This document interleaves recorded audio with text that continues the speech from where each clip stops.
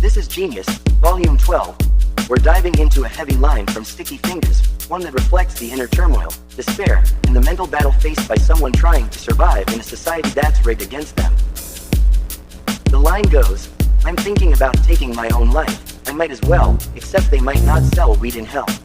This one hits different. It's not just about the surface level desperation or even a bleak sense of humor. It goes much deeper, into the psychological and environmental pressures that push someone to the brink. Let's break it down.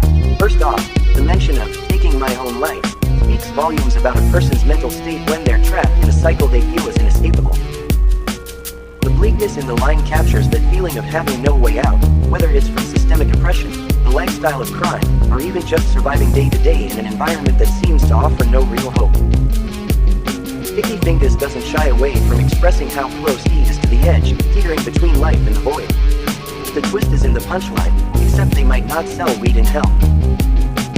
This isn't just a clever line, it's a reflection of coping mechanisms.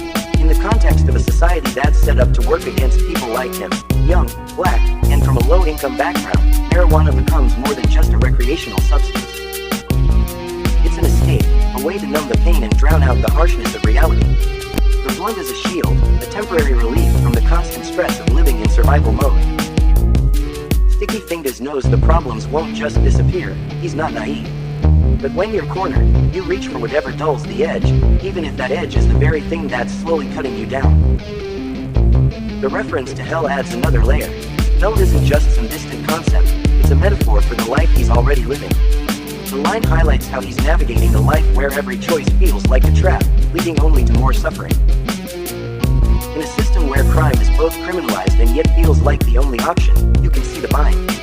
He knows he's in deep, aware that his lifestyle comes with consequences, but the environment, the system, even the history, these factors create a sense of inevitability. It's important to note that Sticky Fingaz isn't glorifying this lifestyle. He's expressing the harsh reality of it, the feeling that no matter which way you turn, you're stuck. This desperation is real, and it's something that many face when they're dealt a hand that leaves them with few, if any, positive options. When you look deeper, the line reflects a battle, the struggle between giving into despair or clinging to something, anything, that provides a little relief. This line also exposes a deep critique of the society around him. The world Sticky Fingaz describes as one where coping mechanisms are all that's left for people discarded by the system.